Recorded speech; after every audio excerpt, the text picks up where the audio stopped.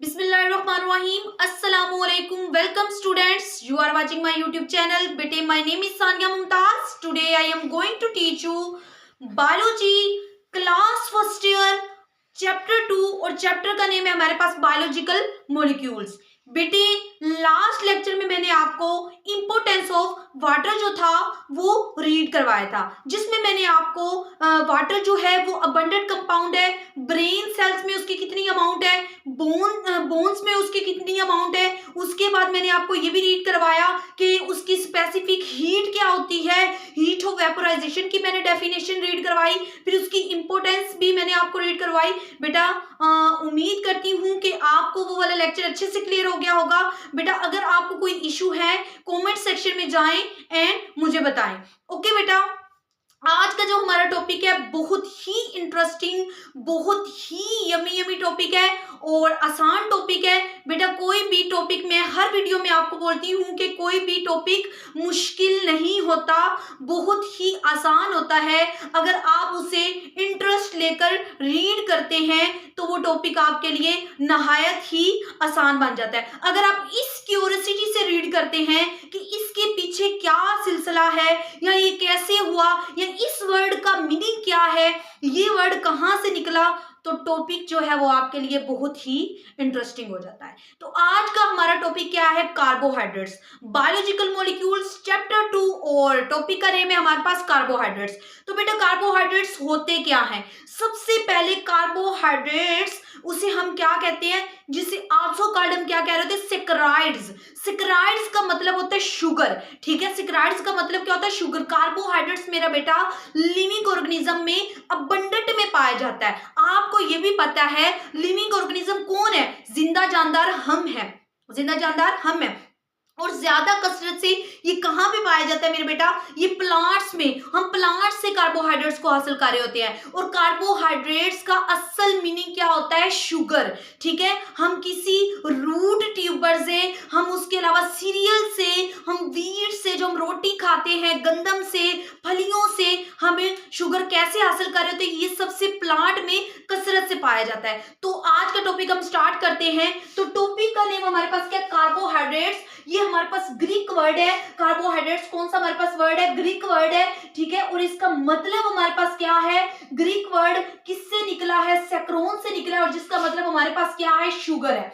जिसका मतलब हमारे पास क्या है, शुगर। शुगर के वर्ड का आपको पता चल रहा होगा कि जो हमारी ब्लड में शुगर लेवल होता है, या जो हमारी बॉडी के लिए शुगर लेवल जरूरी होता है, जो हमारी बॉडी को मेंटेन रखे, तो उस चीज को हम क्या कहते हैं, कार्बोहाइड्रेट्स, ठीक है। बेटा इसका एक तो मीनिंग हमारे पास शुगर है, लेकिन इसका जो लिटरल मीनिंग है, जो इसका दूसरा मतलब है, वो क्या है, वो जरा देखिए। इसका लिटरल मीन्स, इसका दूसरा मतलब ये है कि it is also called hydrated carbons. हम लिटरल मीन्स इसका दूसरा मतलब it is also called hydrated carbons. Hydrated carbon का मतलब क्या, हाइड्रोजन। हाइड्रेटेड से आपको पता चल रहा होगा, हाइड्रोजन हम किस में रीड करते हैं मेरे बच्चा, हाइड्रोजन हम वाटर में रीड करते हैं, H2O में रीड करते हैं। तो वो क्या कह रहा है, हाइड्रेटेड कार्बन। हाइड्रेटेड का मतलब होता है H2O कार्बन, मतलब पानी मिला कार्बन। हाइड्रोजन की अमाउंट कितनी होती है वाटर में, 2, और O की रेशो, ऑक्सीजन की रेशो हमारे पास क्या होती है, 1 होती है।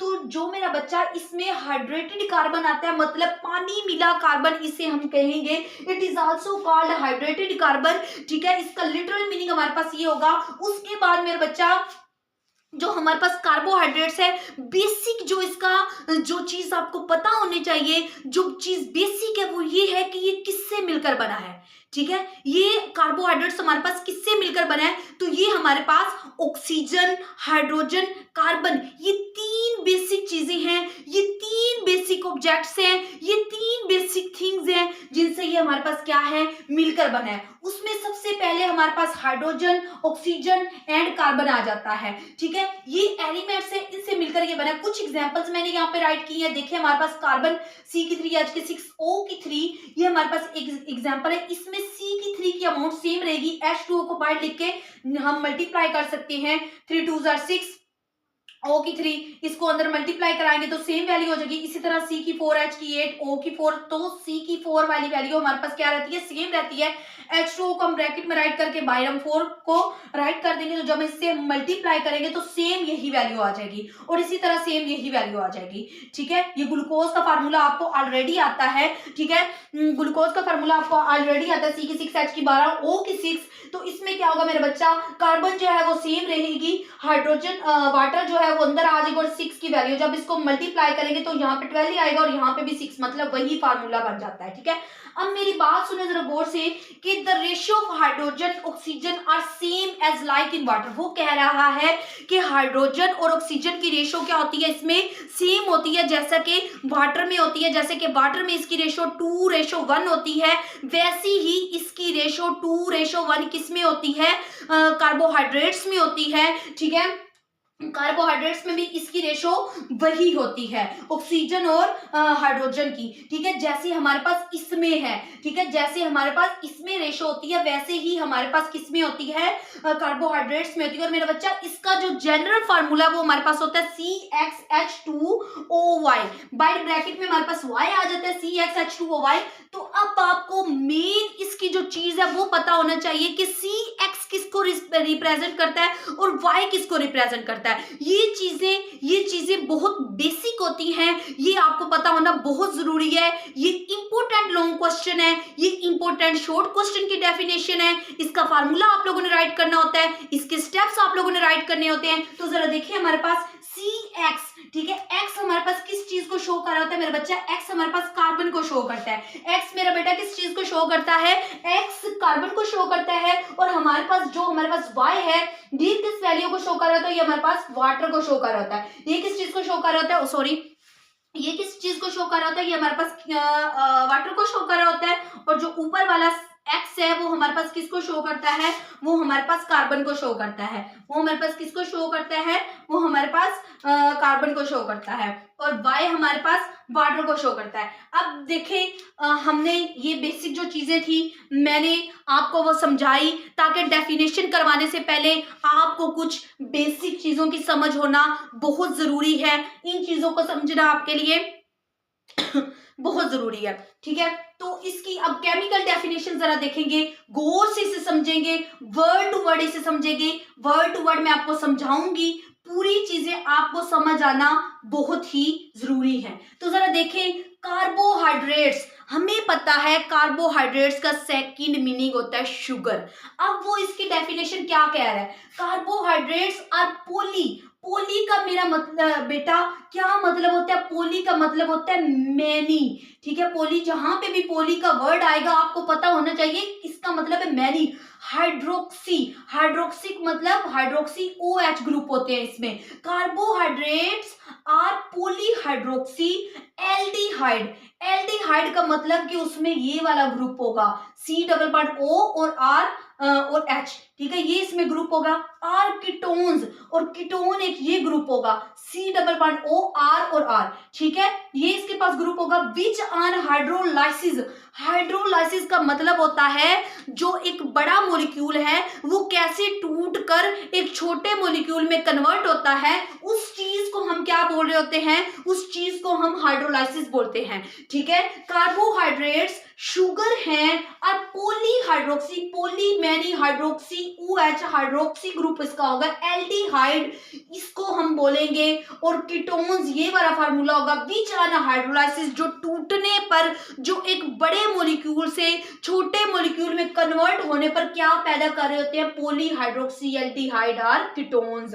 वो यहाँ तो कीटोन ये वाले प्रोड्यूस कर रहे होंगे, यहाँ तो वो ये वाले एल्डिहाइड ग्रुप प्रोड्यूस कर रहे होंगे। अब हाइड्रोलाइसिस का मतलब मेरा बच्चा मैं आपको बता चुकी हूँ, जिसमें वाटर ब्रेक डाउन होता है, लार्ज मॉलिक्यूल किसमें कन्वर्ट हो जाते हैं, सिंपल मॉलिक्यूल में। H2O ब्रेक डाउन होता है, लार्ज मॉलिक्यूल्स किसमें कन्वर्ट होते हैं, सिंपल मॉलिक्यूल में, बाय यूटिलाइजिंग के प्रोसेस में ये क्या हो रहा था मेरा बच्चा, वाटर जो है एक हमारे पास क्या होता है, उसकी ब्रेक डाउन होती है, जिसमें बड़े बड़े मॉलिक्यूल्स छोटे छोटे पीसेस में डिवाइड हो जाते हैं, ठीक है, उसको हम क्या कहते हैं, एल्डिहाइड। अब कुछ एग्जांपल्स आपके पास दी गई हैं जिसमें एल्डो शुगर आता है और कीटो शुगर आता है। इन दोनों के फार्मूलाज आप करेंगे। एल्डो शुगर में भी 6 कार्बन होती हैं, कीटो शुगर में भी 6 कार्बन होती हैं। ये फार्मूला आपने याद करने होते हैं। यहाँ पे मेरे बच्चा देखिए हमारे पास एल्डो ग्रुप लगा हुआ है, एल्डिहाइड का ग्रुप लगा हुआ है, देखेंगे आप CH+O। ये जो मैंने एल्डिहाइड अभी आपको बताया, ठीक है, OH सेम है, यहाँ पे थोड़ा से H की पोजीशन चेंज करनी है आपने, यहाँ पे सेम, ठीक है। इसी तरह हमारे पास कीटो शुगर, कीटो ये कीटो का फार्मूला हमारे पास ये है C+O, ठीक है, C+O H, ये मेरा बेटा यही पोजीशन इनकी सेम रहेगी। यहां से पोजीशन आपने थोड़ी सी इसकी डिफरेंट कर देनी होती है। यहां से क्या करनी होती है, डिफरेंट, मतलब आर है एक साइड पे, दूसरे पे भी आर, मतलब कोई सा भी हमारे पास क्या होता है, एल्डिहाइड ग्रुप आ जाता है, ठीक है।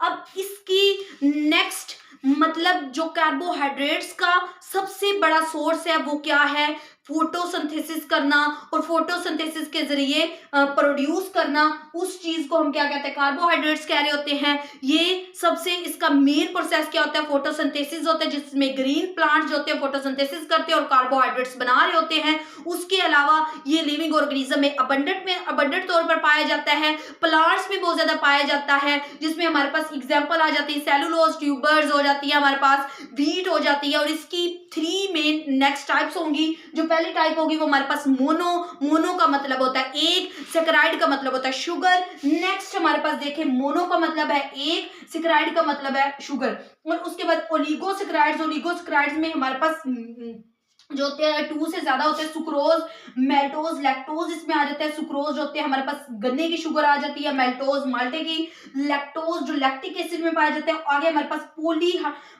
पॉलीसेकेराइड्स, पॉली का मतलब होता है मैनी और सेकेराइड्स का मतलब होता है शुगर। उसमें हम रीड किस जो इन सब एग्जांपल्स को रीड करेंगे, जिसमें हमारे पास ग्लाइकोजिन आ जाता है, सेलुलोज आ जाता है, काइटिन आ जाती है।